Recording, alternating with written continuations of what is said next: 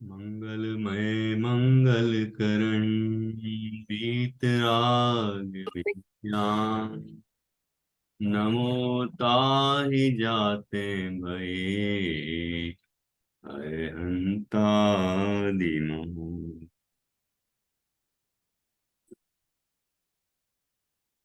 मोक्षमार्ग प्रकाशक ग्रंथ में पहले अधिकार के अंदर मंगलाचरण का प्रकरण चल रहा है।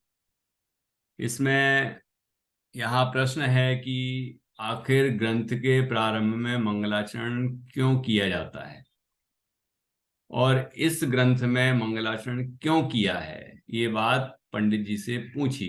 पंडित जी की जो शैली है वो इस तरह की शैली है कि जैसे कि कोई व्यक्ति, जैसे हम लोग ग्रंथ को पढ़ रहे हैं तो हमारे मन में जिस तरह के प्रश्न उत्पन्न होते हैं वो उस प्रश्न को वहां उठा के प्रस्तुत कर देते हैं। वो ये इसको कहते हैं मनोविज्ञान। श्रोताओं का जो मनोविज्ञान है या पाठकों का जो पढ़ रहे हैं ग्रंथ का स्वाध्याय कर रहे हैं उनका जो मनोविज्ञान है उसको बहुत अच्छी तरह से समझते थे। तो ये प्रश्न उनने किया और बीच बीच में और भी प्रश्न करते हैं। तो यहाँ पर ये प्रश्न किया कि आखिर मंगलाचरण किया क्यों। तो उत्तर दिया कि मंगलाचरण करने से सुख की ग्रंथ सुख पूर्वक पूर्ण हो जाता है और कोई विघ्न बाधाएं, पाप के कारण कोई विघ्न बाधाएं नहीं आती हैं। तो फिर प्रश्न किया तो ऐसा भी तो होता है कि कई ग्रंथ ऐसे हैं जो जिनमें अ, उनने मंगलाचरण नहीं किया लेकिन फिर भी उनके ग्रंथ पूरे हो गए। तो कहते हैं अन्नमतियों का उदाहरण, अन्नमतियों के संबंध में प्रश्न किया। तो टोडरमल जी ने कहा कि अन्नमति मंगलाचरण नहीं करते हैं इसलिए उनके ग्रंथ पूरे हो जाते हैं। क्योंकि मंगलाचरण करेंगे तो उनके अंदर कसाएं शांत हो जाएंगी, मिथ्यात्व शांत हो जाएगा। तो जब तीव्र कसाएं नहीं होंगी तो वो तीव्र कसाओं के वर्धक, पाप वर्धक ग्रंथ कैसे लिखेंगे जिसमें मिथ्यात्व का पोषण हो, जिसमें कसायों का पोषण हो। इस तरह के ग्रंथ लिखेंगे कैसे हो। इसलिए वो मंगलाचरण नहीं करते, इसलिए ही उनके ग्रंथों की पूर्णता हो जाती है। फिर प्रश्न किया कि ये जो यहाँ मंगल किया तो ऐसा भी तो देखा जाता है कि अब अन्नमति की बात नहीं कर रहे हैं, अब यहाँ की बात कर रहे हैं कि ऐसा भी देखा जाता है कि किसी ने मंगलाचरण किया, अच्छी तरह मंगलाचरण किया, लेकिन फिर भी उसको विघ्न बाधाएं आई और ग्रंथ ग्रंथ कभी पूर्ण नहीं हो पाया, ऐसा भी हो गया। ठीक है। और कोई ऐसा है जिसने मंगल नहीं किया फिर भी उसका ग्रंथ पूरी पूर्ण हो गया और अच्छी तरह से सानंद संपन्न हुआ। तो ऐसा क्यों। तो इसका तर्क दिया कर्म की अपेक्षा, कर्म सिद्धांत से। जैसे किसी के पहले तीव्र पाप का उदय है, पाप पाप है, पाप बंधे हुए हैं। ठीक है। और अभी उसने बहुत मंगलाचरण करके खूब पुण्य कमाया, लेकिन पाप की मात्रा ज्यादा थी और पुण्य की मात्रा कम थी। तो पूर्व पाप का उदय आया और उसका मंगलाचरण करने के बावजूद भी ग्रंथ पूरा नहीं हो पाया या विघ्न बाधाएं आई। तो ये पूर्व पाप का उदय इसमें कारण है। वर्तमान में तो जो वो मंगल कर रहा है उससे तो पुण्य ही बंधेगा और उससे तो सुख ही होगा, है ना। उससे तो विघ्न बाधाएं दूर ही होंगी, है ना। पाप घटेगा। तो मंगलाचरण करने का ये लाभ है। और किसी को पूर्व में बहुत पुण्य का उदय है, बहुत पुण्य बांधा हुआ है पहले का, वो उदय में आ रहा है, फिर उन्होंने मंगलाचरण नहीं किया तो वो पूर्व का उदय उसमें कारण है जिसके कारण उनका ग्रंथ संपन्न पूर्ण हो गया और कोई विघ्न बाधाएं नहीं आई।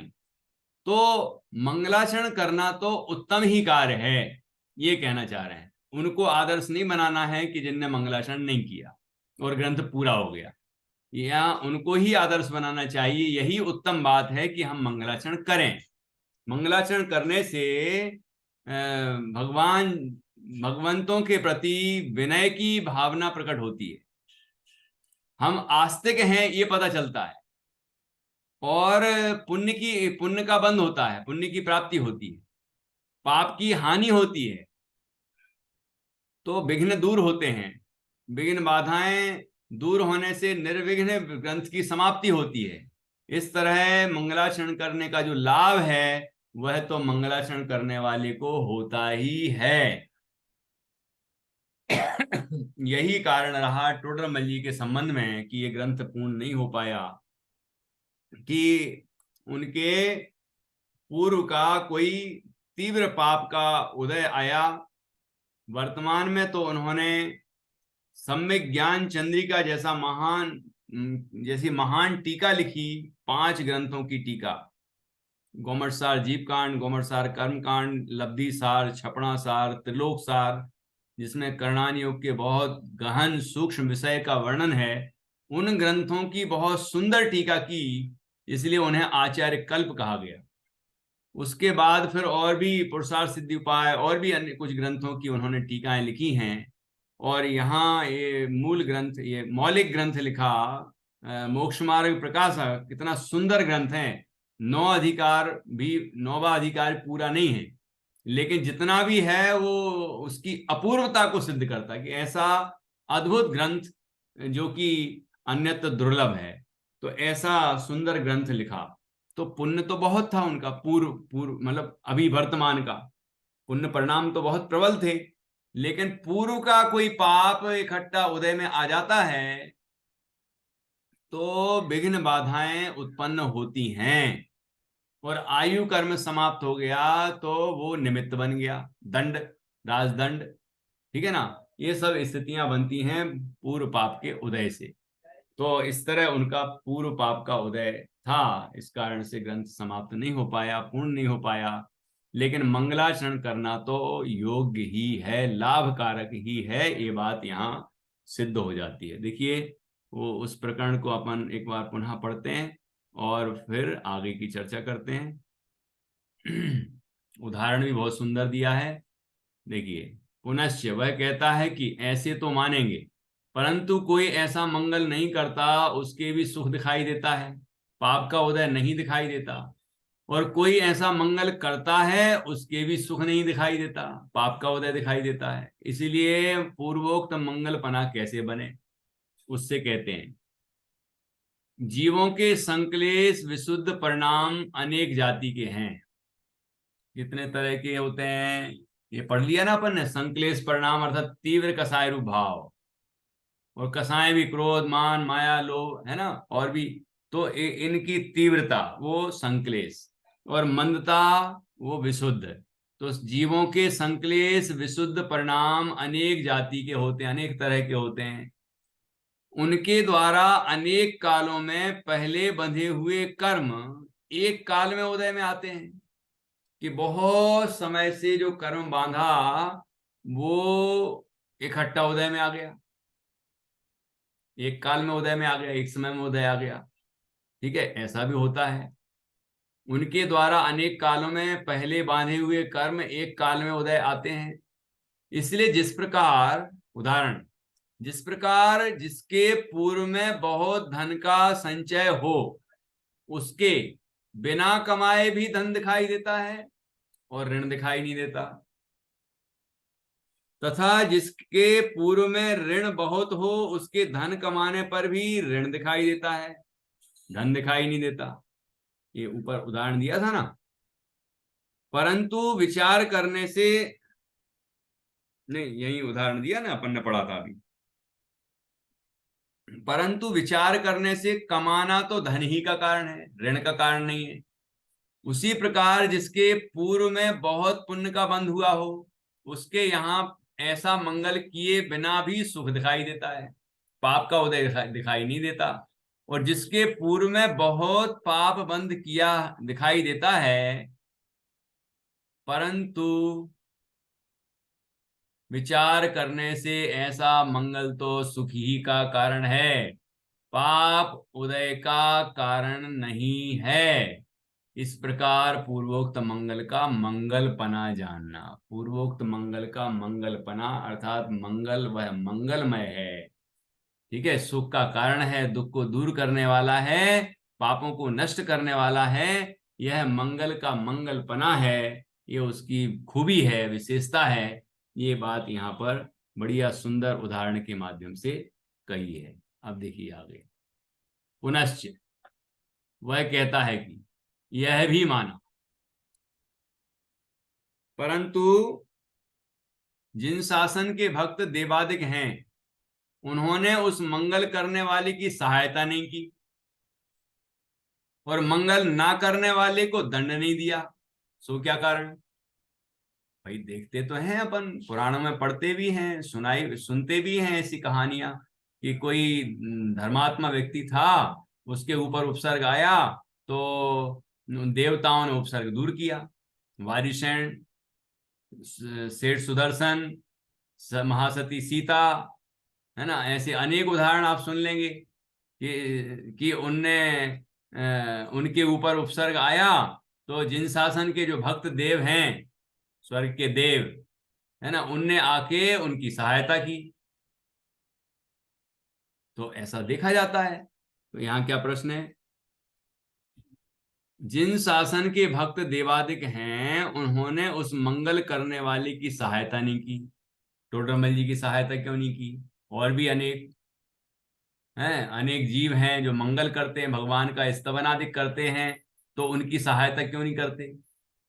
और मंगल ना करने वाले को दंड नहीं दिया, सो क्या कारण? कि जिसने मंगलाचरण नहीं किया उसको दंडित क्यों नहीं किया? बहुत सुंदर कारण बताने वाले हैं।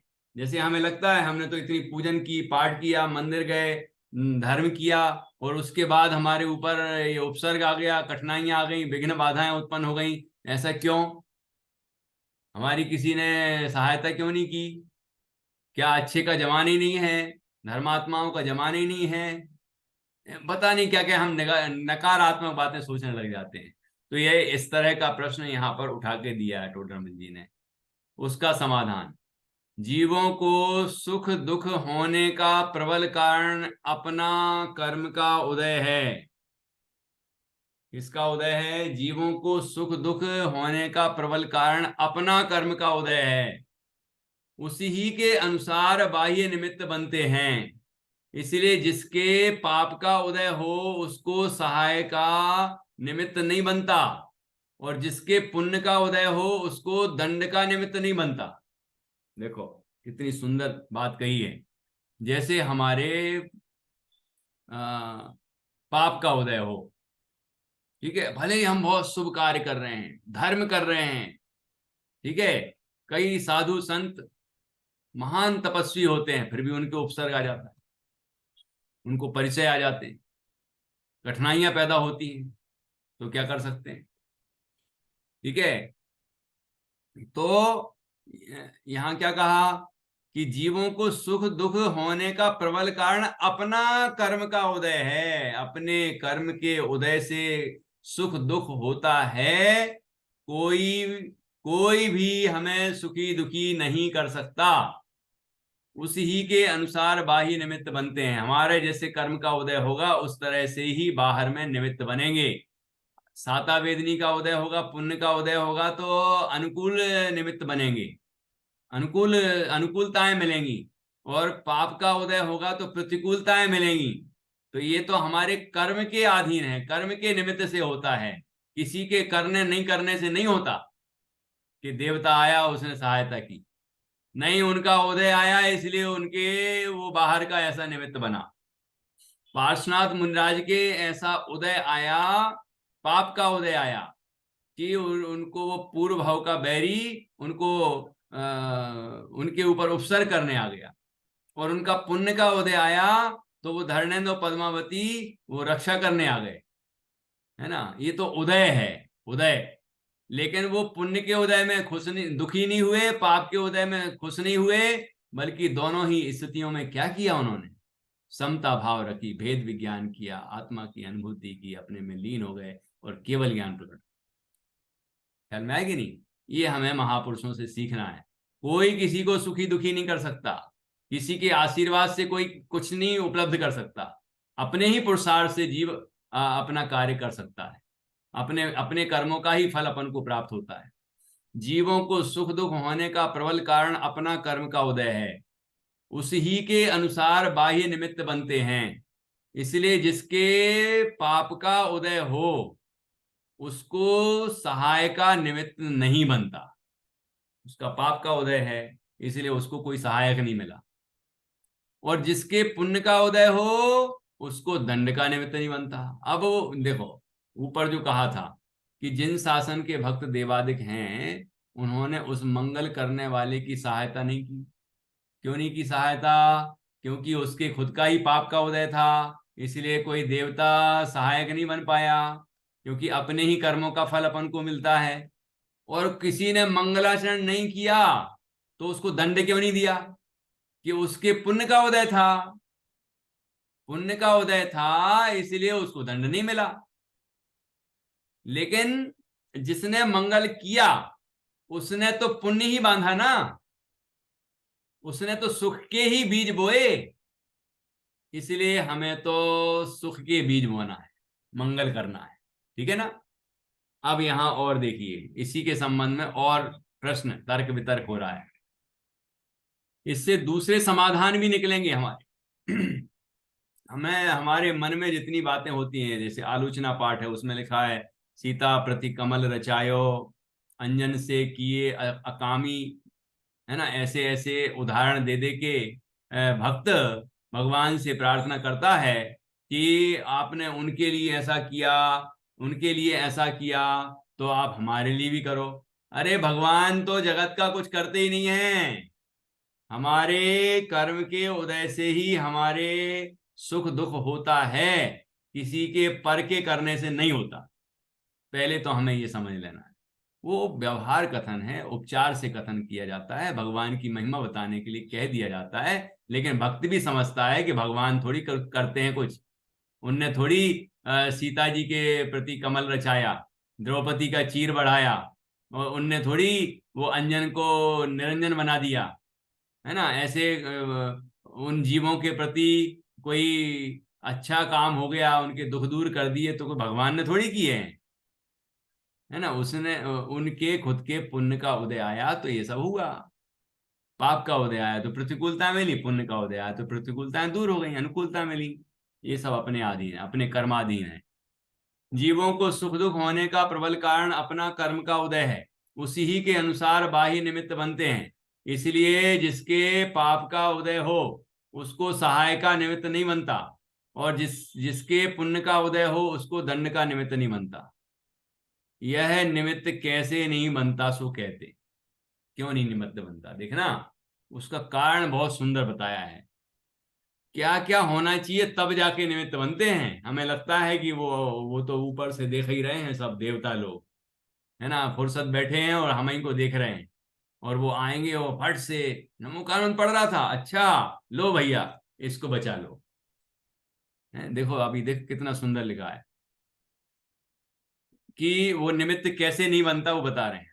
जो देवादिक हैं वे क्षोभसम ज्ञान से सबको योगपद नहीं जान सकते। पहला, वो देव हैं, उनको भी अवधि ज्ञान होता है। मति ज्ञान श्रुति ज्ञान हमारे जैसा होता है, लेकिन अवधि ज्ञान भी होता है। तो वो भी तो क्षोभसम ज्ञान है ना। उनको उसकी भी तो मर्यादा है। और कहाँ का जान पाएंगे, कितना जान पाएंगे, उसकी भी एक क्षमता है। तो मान लीजिए हम लोगों के ऊपर जो संकट आ रहे हैं, तो वो उनको उस समय उनने उपयोग वहां नहीं लगाया। उस तरफ उनने उसको नहीं जाना, और कोई चीज जानने में लगे हुए थे। तो क्या करें? तो एक बात, जो देवादिक हैं वे क्षोभसम ज्ञान से सबको योगपद नहीं जान सकते। सारी दुनिया को भगवान थोड़ी है कि लोकालोक को एक साथ जान लेंगे। एक बात, इसलिए मंगल करने वाले और नहीं करने वाले का जानपना किसी देवादिक को किसी काल में होता है। कभी उसने जान लिया, वो कभी नहीं भी जाना। इसलिए यदि उनका जानपना ना हो तो कैसे सहाय करें अथवा दंड दें? जानेंगे ही नहीं तो पता ही नहीं चलेगा कि भाई ये व्यक्ति मंगलाचरण कर रहा है, मंगल कर रहा है, फिर भी इसके ऊपर संकट आ रहा है, भैया संकट दूर करो। जब उसने जाना ही नहीं तो कैसे करेगा?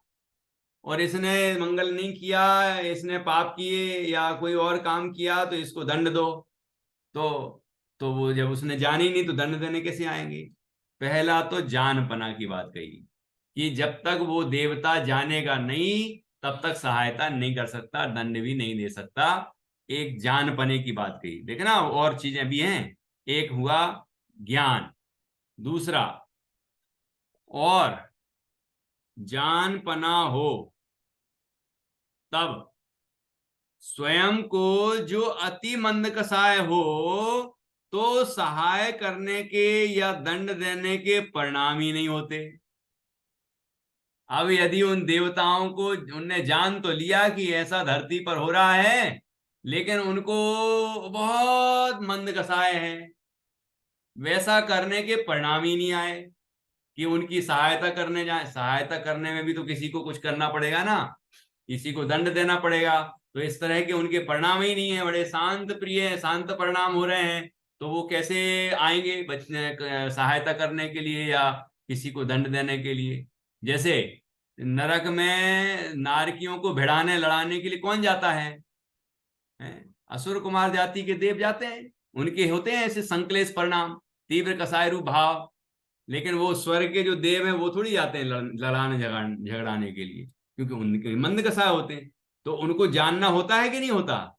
ये जानना होता है। और जितने ऊपर ऊपर के देव होते हैं उनकी जानने की क्षमता और अधिक अधिक होती है।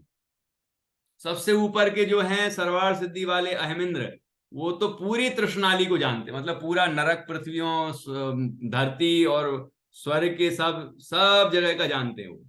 तो इतना उनका जानपना है, लेकिन वो कभी नहीं आते, कहीं नहीं जाते, वो अपने ही विमान में वहीं रहते हैं, क्योंकि अति मंद कसाय है, अति मंद कसाय। ठीक है, शुक्ल शुक्ल लेस्या है। तो ऐसा यहां कह रहे हैं कि दूसरी बात चाहिए जानपने के साथ साथ उस तरह की कसाय भी होना चाहिए, है ना? देखो, और जानपना हो तब स्वयं को जो अति मंद कसाय हो तो सहाय करने के या दंड देने के परिणाम ही नहीं होते, तथा तीव्र कसाय हो तो धर्मानुराग नहीं हो सकता। मान लीजिए उनको तीव्र कसाय थी उस समय, तो वो धर्मात्मा व्यक्ति पर कोई उपसर्ग हो रहा था, तो उसको तो वहां तीव्र कसाय चल रही है कोई तरह की, तो उसको धर्मात्माओं को देखकर धर्म का परिणाम ही नहीं आया, उसको मंद कसाय नहीं आई, भक्ति भाव नहीं आया, है ना? तो वो सहायता करने कैसे आएगा? तो उस तरह की कसाय भी होना चाहिए। देखो, तथा तीव्र कसाय हो तो धर्मानुराग नहीं हो सकता, तथा मध्यम कसाय रूप वह कार्य करने के परिणाम हुए और अपनी शक्ति ना हो तो क्या करे? देखो, तीसरी बात, मान लीजिए कसाय भी मध्यम हो लेकिन शक्ति ही ना हो तो आपको क्या लगता है, देवताओं में सब में एक सी शक्ति होती होगी कि नहीं? सबकी अलग अलग शक्ति होती है। और किसी जो जितने भी धर्मात्मा होते हैं ना सम्यक दृष्टि, और जितने भी वह मंद कसाई होते हैं ना, शक्ति उनके ज्यादा होती है। वो सर्वार सिद्धि वाले की शक्ति इतनी है कि वो पूरी तृष्णाली को उलट पलट कर दे, लेकिन कभी विकल्प नहीं आता उसको। ऐसे व्यंतर हों या और भी अलग अलग जाति के देव हैं, है ना, तो उनके अलग अलग तरह की क्षमताएं हैं, लेकिन उस तरह के उनको कभी परिणाम ही नहीं आते ऐसा करने के। ठीक है, तो अब ये देवता को मान लीजिए उसने जान भी लिया, उसको उस तरह की मध्यम कसाय भी थी कि जिससे वो करने का भाव कर रहा हो कि इसकी सहायता कर दें, लेकिन उसकी क्षमता ही नहीं है, उस तरह की सामर्थ्य नहीं है, तो कैसे करे? तीन बातें कही। इसलिए किसी को दंड देने में और किसी की सहाय करने में तीन बातें जब होंगी तब निमित्त बन सकता है। कितना कठिन काम है ये, है ना? इसलिए कभी किसी के निमित्त बन जाता है, कभी नहीं बनता, तो इसमें किसी और का दोष नहीं है, ये सब हमारे कर्मों का दोष है। हम और कर्मों का दोष है मतलब हमने कर्म किए हैं। कर्म कोई हमें दोष, हमें कुछ करने नहीं आते, हमने कर्म किए हैं, उनका उदय आ रहा है अभी। देखो, इतना सुंदर प्रकरण है ये बातें हमें यदि समझ में आ जाएं तो बहुत सारे समाधान हो जाएंगे। इस तरह के हम बहुत सारे प्रसंग बनते हैं, चर्चाएं होती हैं कि यदि तुम्हारे धर्म में बहुत सख्ती है तो ऐसा क्यों नहीं होता, तुम्हारे यदि सिद्धांतों में ये ताकत है तो ऐसा क्यों नहीं होता, है ना। पता नहीं, और वो कई तरह की, तुम्हारे मंत्रों में ऐसी शक्ति है तो क्या ऐसा क्यों नहीं होता, ऐसा क्यों हो गया। उसने तो नमोकार मंत्र पढ़ा था तो वो स्वर्ग में चला गया, या वहां उसको सहायता करने आ गया। और तुम हर दिन नमोकार मंत्र पढ़ते हो 9 9 बार और कई बार, तो अभी तुम्हारे नहीं आता कोई सहायता करने के लिए। तो जीवों को यदि ऐसा लगने लगे कि नमोकार मंत्र पढ़ेंगे तो होगा, तो वो नमोकार मंत्र इसी भावना से पढ़ेंगे, और नहीं होगा तो श्रद्धा खत्म हो जाएगी। इसलिए यहाँ पर ये सिद्धांत समझने की जरूरत है। यदि ये समझ में आ गया कि अभी हमने नमोकार मंत्र पढ़ा है, तो उसका तो हमें पुण्य बंध गया ना, उससे हमारे परिणाम विशुद्ध हो गए।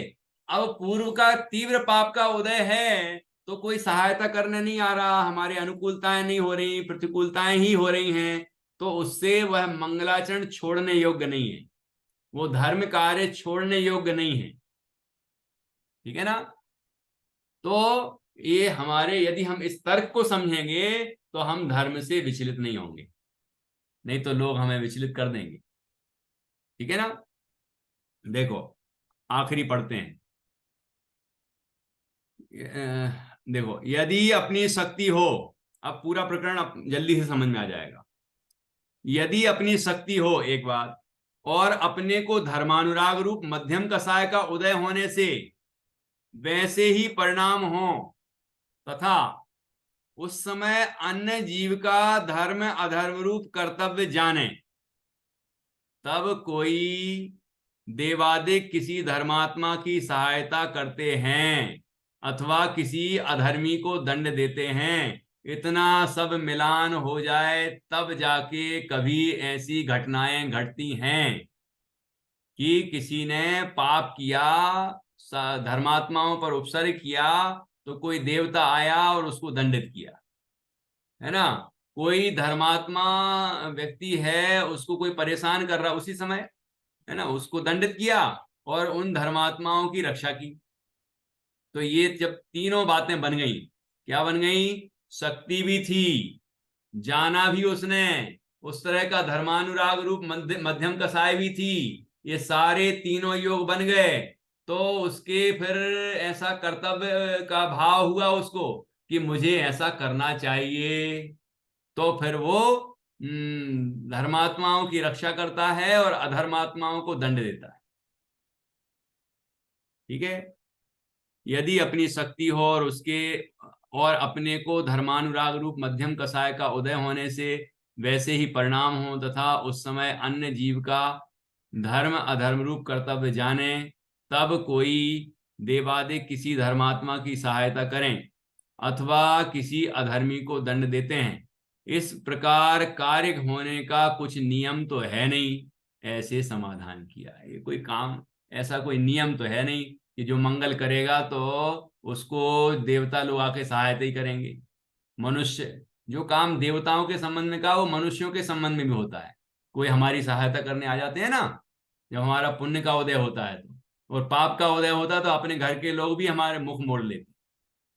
तो ये ऐसा ही तो फैक्ट है, कुल मिला के अपने कर्म के का फल हमें प्राप्त होता है। ठीक।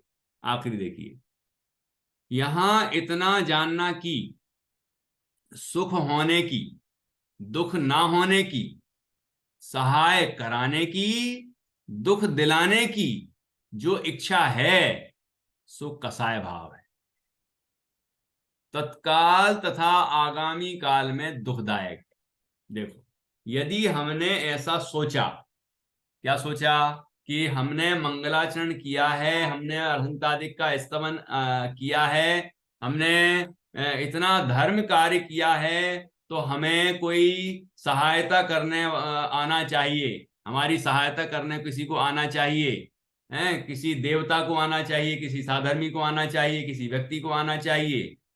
हमारा सब बढ़िया बढ़िया बढ़िया बढ़िया होना चाहिए, और कोई हमारे तरफ बुरी निगाह से देखे तो उसको दंडित करने वाला होना चाहिए, हैं। यदि हम ऐसा ऐसी अपेक्षा लेकर, ऐसी इच्छाएं लेकर, इस तरह की कामना पूर्वक हम यदि मंगल करते हैं, भगवंतों का स्तवन आदि करते हैं, तो यह प्रणाम कसाय भाव है। जैसे कोई मंदिर में जाता है और भगवान से भोगों की भीख मांगता है, तो वो भोगों का भिखारी है, भगवान का भक्त नहीं है कि नहीं? तो ये बात जैन दर्शन में कही है ये बात, नहीं तो क्या कहें। जीवों के कई कई मतों में तो भगवान को चढ़ाते रहते हैं और बताते भगवान भोग खाते हैं, भोगों के भूखे हैं, कोई भोग नहीं चढ़ाए तो उनको दंड देने लग जाते हैं। पता नहीं क्या क्या कल्पनाएं हैं, और वो भोग खुद ही खा जाते हैं, कई लोग चढ़ाते हैं फिर खा भी जाते हैं। तो अब जीवों की अलग अलग मिथ्या मान्यताएं हैं, उनका क्या कहें। लेकिन हमारे अंदर इस तरह की मान्यताएं हों तो हमें दूर कर देना चाहिए। देखिए कितना सुंदर लिखा है यहाँ, इतना जानना कि निष्कर्ष की बात यह है कि सुख होने का, दुख ना होने की, सुख होने की, दुख ना होने की, सहाय कराने की, दुख दिलाने की जो इच्छा है, सो कसाय भाव है। इसलिए अपन को ऐसा परिणाम नहीं आना चाहिए कि हम मंगल कर रहे हैं तो निर्विघ्न हो, मंगल कर रहे हैं तो कोई सहायता करने आए, मंगल कर रहे हैं तो किसी शत्रु को जो भी बाधा पहुंचाने आएगा उसको दंडित किया जाना चाहिए। ठीक है। अ, हमें सुख होना चाहिए, दुख नहीं होना चाहिए इत्यादि। इस तरह की इच्छा यदि हमें पैदा हो रही है तो वह कसाय भाव है, और उसका फल क्या मिलेगा? तत्काल दुख, तथा आगामी काल में भी दुख, क्योंकि वैसा पाप कर्म बनेगा तो आगामी काल में भी दुख मिलेगा। तो ये दुखदायक है। इसीलिए ऐसी इच्छा को छोड़कर, देखो टोडरमल जी क्या कहते हैं, इतना विचार किया होगा, सोचो आप। ऐसी इच्छा को छोड़कर कि ये हो जाए ये ना हो, ये हो जाए ये ना हो, ऐसी इच्छा को छोड़कर हमने तो एक वीतराग विशेष ज्ञान होने के अर्थी होकर अरहंतादिक को नमस्कार आदि रूप मंगल किया है। हमने तो भैया, हमने कोई इच्छा कामना नहीं की। नमो अरहंताणम बोला तो उसमें हमने ये कामना नहीं की कि मोक्ष हो जाए, तो फिर दूसरे स्वर्ग आदि की और संसार के बाह्य सुखों की तो बात कहाँ रही, तुच्छ है वो, है ना? तो हमने तो भाई, हमने तो कोई कामना नहीं की, हमने तो सिर्फ भगवंतों का स्तवन किया है, उनको नमस्कार किया है। और उसका प्रयोजन एकमात्र यही है कि हम अरहंतादिक का स्तवन करते हैं तो जैसे वो आत्मा है ऐसी हम आत्मा हैं, उनके बताए हुए मार्ग पर चलकर हम अपने आत्मा को जानते हैं, पहचानते हैं, उसमें लीन होते हैं, तो उनके जैसी वीतराग विज्ञानता हमारे अंदर प्रकट हो जाती है और हम भी एक दिन सच्चा सुख प्राप्त कर लेते हैं, हम भी भगवान बन जाते हैं। बस इस भावना से हम, निष्काम भावना से हम भगवंतों का मंगल करते हैं, नमस्कार आदि रूप मंगलाचरण, मंगल कार्य करते हैं। तो इस भावना से ही हम सबको भी करना चाहिए। इसलिए ऐसी इच्छा को छोड़कर हमने तो एक वीतराग विशेष ज्ञान होने के अर्थी होकर अरहंतादिक को नमस्कार आदि रूप मंगल किया है। यह बहुत सुंदर वाक्य है। इस वाक्य को हम हमेशा याद रखें। किस प्रयोजन से हम मंगल करते हैं, किस प्रयोजन से हम भगवंतों को नमस्कार आदि करते हैं, स्तवन आदि करते हैं, पूजन विधान, तीर्थ वंदना और सब सब धर्म कार्य हम किस प्रयोजन से करते हैं, उसको हमें अच्छी तरह समझना चाहिए। और हम किसी आयोजन में प्रयोजन को ना भूलें और प्रयोजन पर दृष्टि रख के और उसके अनुरूप कार्य करें, और एक दिन हम भी अपने आत्मा को जान के परमात्मा बने और सच्चा सुख प्राप्त करें। यही मंगल भाव। इस तरह से आज हमने मंगलाचरण करने का क्या कारण है ये चर्चा यहाँ पर की। और अब इसके बाद जो अगला प्रकरण आने वाला है वो ग्रंथ की प्रामाणिकता और आगम परंपरा। ये जो मोक्षमार्ग प्रकाशक ग्रंथ है ये पूरी तरह प्रामाणिक है, ये कैसे, और आगम की परंपरा से लिखा गया है, मूल से, मूल आगम से, ये कैसे साबित होता है कि ये सच्चा है। मतलब ऐसा तो है नहीं कि अब मैंने लिखा है इसलिए सच्चा, नहीं। टोडरमल जी कहते मैंने लिखा इसलिए सच्चा नहीं, वो सच्चा है क्यों है वो यहाँ पर कारण बताएं। ऐसा बहुत सुंदर ये ग्रंथ है, और आप लोग बड़े बहुत उत्सुकता से, बड़ी विनय से पढ़ रहे हैं। तो निश्चित रूप से इसका फल हम सबको भी, ये वीतराग विशेष ज्ञान प्राप्त होगा और हम भी एक दिन मोक्ष मार्ग में प्रवर्तन करके मोक्ष को पाएंगे, सच्चा सुख प्राप्त करेंगे। इसी मंगल भावना से हम आज की चर्चा पूर्ण करते हैं। और जिनवाणी स्तुति। निज निधि निज में बताई, यह अनंत उपकार है, उसके लिए जिन वाणी मातो वंदना सत बार, वंदना सत बार। मूलद्वार सांग जिनवाणी माता की जय, महान जिन धर्म की जय। कोई प्रश्न हो अभी इस संबंध में तो आप अभी भी पूछ सकते हैं और कल भी पूछ सकते हैं। अपने व्हाट्सएप पर भी प्रश्न भेज सकते हैं, है ना। कोई शंका मन में नहीं रखें और मन में से शंकाएं दूर करते हुए हम निशंक हों। ठीक है ना जिया, आज का। ओके, चलिए अपन फोन जी सर। करते हैं।